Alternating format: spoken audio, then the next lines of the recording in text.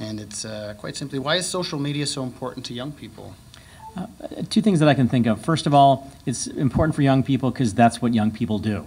And I can't really say when it started, but some kids at some point decided that social media was really important, and then of course other kids want to be a part of it and they don't want to feel left out, so they joined in.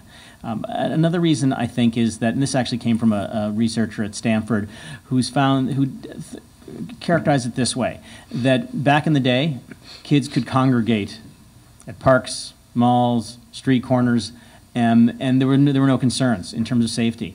But now kids don't have a place to congregate in the real world because their parents won't let them out because they're afraid of terrifying things happening, even though statistically kids are safer now in North America now than they were 20 or 30 years ago.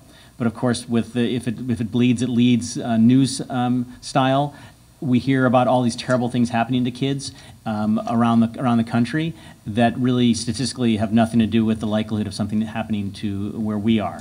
And so where do kids congregate then? They congregate where they can, which is online and through social media. So it's their way of creating tribes, it's their way of feeling accepted and connected, and there are some really valuable and wonderful things about social media, but as we'll get into, there are certainly some costs. Recent neurological research has found exactly what Gabrielle indicated. It's not just psychological that makes us happy. Social media, the pings, the vibrations, it is the same neurochemical effect as drugs, alcohol, and gambling. So when we talk about kids becoming addicted to technology, it's not just psychological addiction. It's not just, so it feels so good to be accepted and be popular, but it has a true neurochemical effect on kids and on adults for that matter. Yeah, because there's a lot of good and also right. The flip side. And social media isn't inherently good or bad. It's neutral, but that doesn't mean it's benign. And of course, it's how it's used. My basic definition of when some sort of behavior becomes problematic is, does it interfere with one's happiness, one's physical health, one's mental health, and one's relationship, and one's work or school life? Because until that happens, and I think that's the tricky thing about social media, is it's not inherently bad for you. Whereas, crystal meth, pretty much inherently bad for you, I'm pretty sure. Whereas social media, it's not a bad thing until all of a sudden you're spending hours and hours a day on it, or gaming, video gaming, or whatever it might be. And when you're not eating well, you're not exercising, you're not interacting with others, then it clearly starts to become evident that it's a problem. And that's why, though it's not officially recognized as a psychiatric disorder by the American Psychological and the American Psychiatric Association, there are rehab centers around the U.S. anyway, and I'm sure they're in Canada, where you can go away for a month or 6 weeks and you get detoxed from social media and from technology. Well, movements are fomented obviously through social media, and not necessarily what we might consider healthy or good ones. Like you say, Corinne, there's all kinds of hate groups that use social media to expand their reach. And it used to be that hatred could be expanded within one's community. But now the community is global. And so you can pull people together from all areas globally. And that group can become a major force. And we certainly see that politically in the U.S. as well as around the world. So again, it's the nature of technology and the nature of free speech. That part of free speech is that you can say anything you want as long as it's not fire in a crowded theater, as they say. Yeah, there is no way to tell, and technology, social media has developed so quickly and has such a powerful effect both in terms of intensity and ubiquity that there's no comparison point. I mean, the TV, books going back in history, nothing has had such a powerful, all-encompassing impact as technology. And it's evolved so quickly, and I mentioned this earlier today, that I mean, the internet's been around since, what, 96, 97, and Facebook, it's hard to believe, has only been around about 7 years. And yet, what, 500 million people are on it, or a billion, I forget. And so it's evolved so quickly, there hasn't been time to stop and say, okay, what are the ramifications here? How could this affect us? And of course, it's driven by money, and it's driven by just the nature of innovation. And so it's all rearview mirror stuff. And one thing I'd like to be hopeful about is that the technology might very well save itself from itself.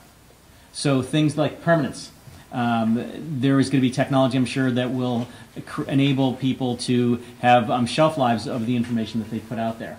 And maybe there will be a send it back, like Gmail has a thing that you can set up where you can actually undo it if you do it within 30 seconds or something like that. And how many times have you sent an email that you wish you hadn't? And that's one of the dangers of it, because you have this reaction and you put it out there and you go, oh my gosh. And so we just simply don't know what effect it's having on us neurologically, physically, socially, educationally. We're going to see the consequences of social media and other technology, probably not 15 years when the first generation of digital natives grows up. And we'll see how they are as people. We'll see how they think, how they focus, how they deal with emotions, and how they establish relationships.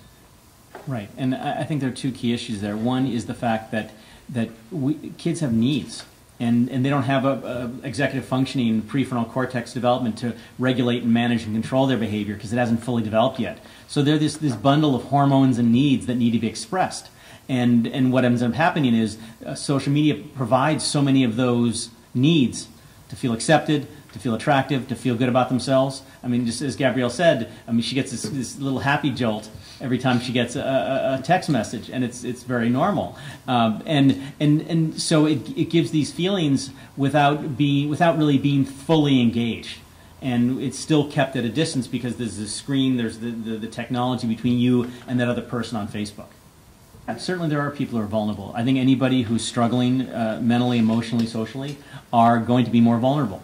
And so, for example, a girl committed suicide recently after, I guess it was in the East Coast, after a series of bullying. Now, I was asked in an interview recently whether the bullying caused, the cyberbullying caused the suicide, and I'm going to say no.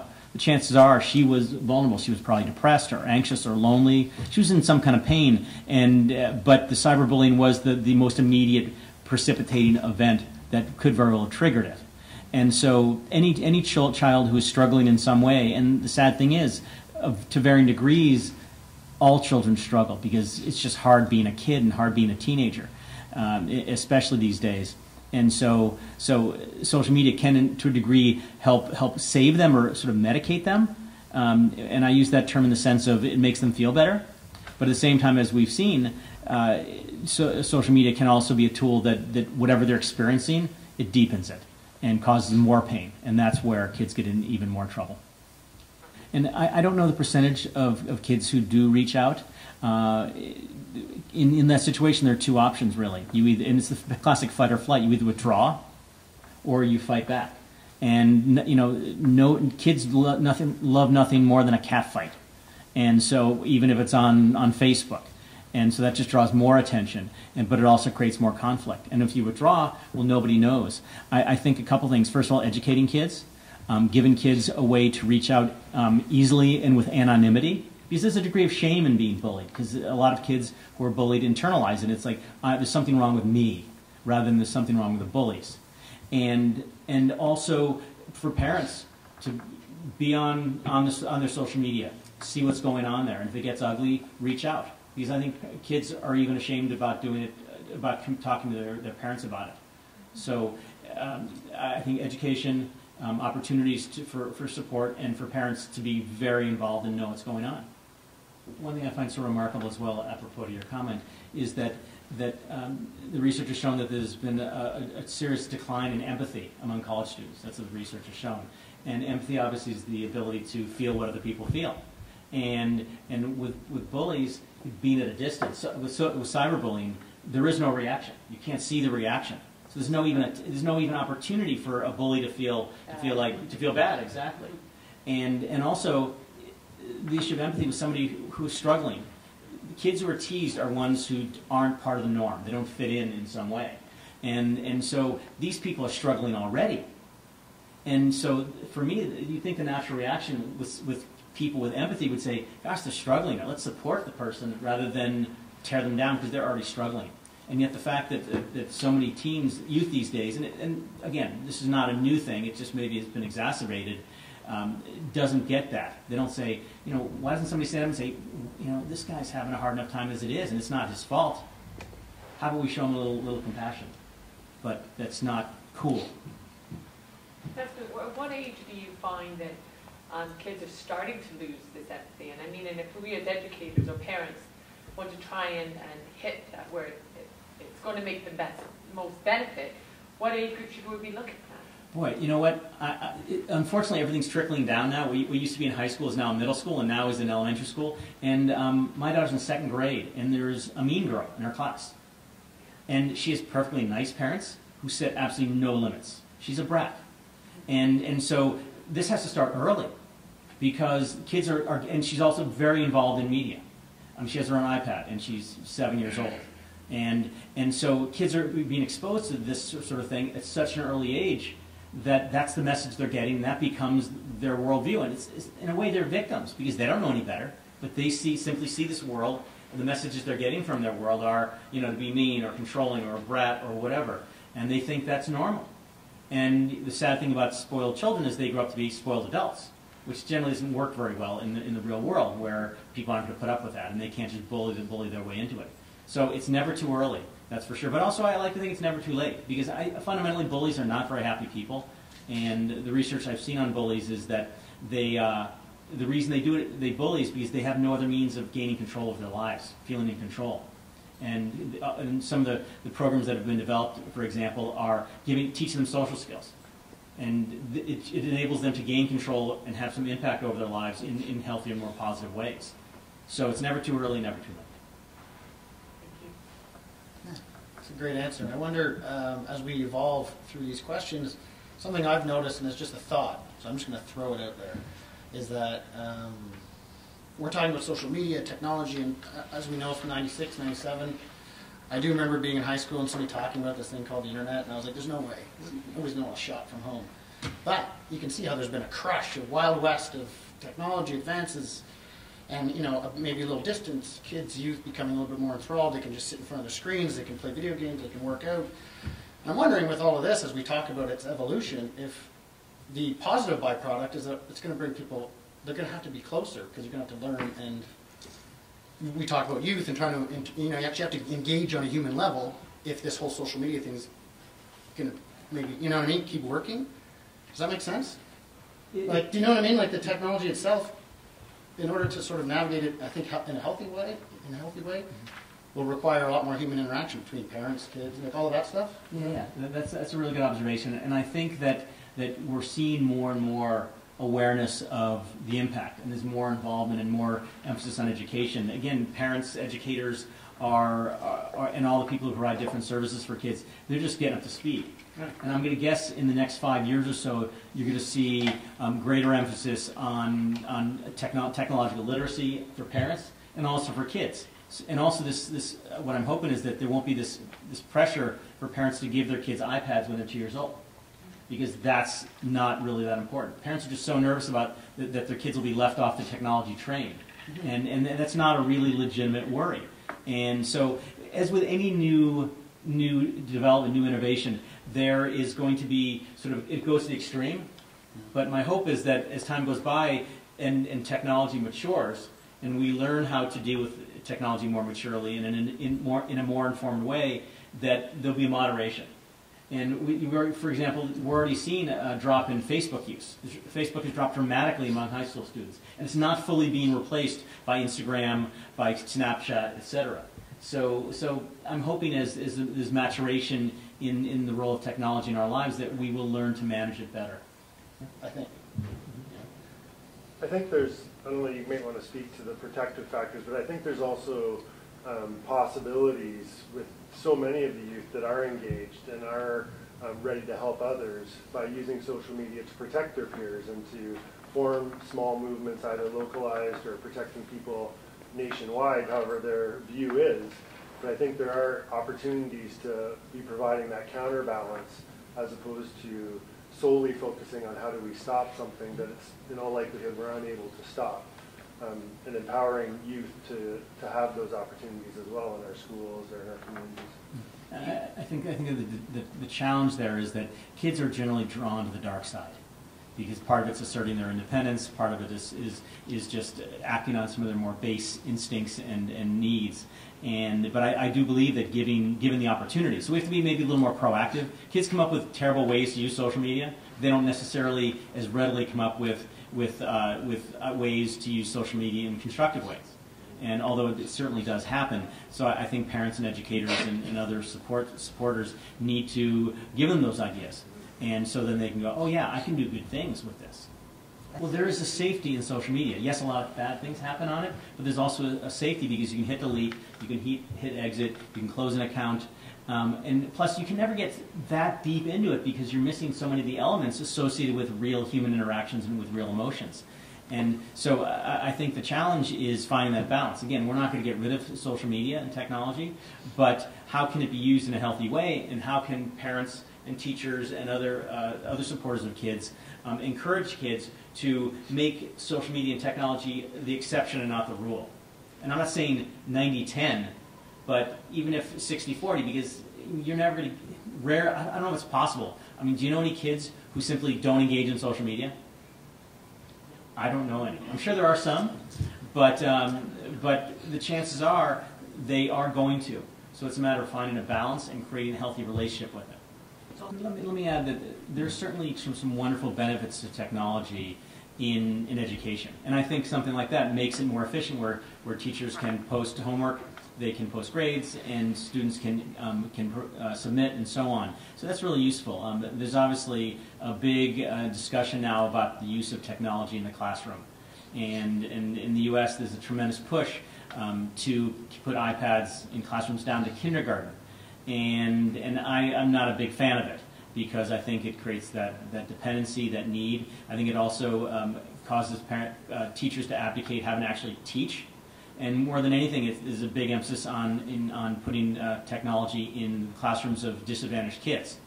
And what that does, it enables teachers to work with more kids and not have to deal with them one-on-one.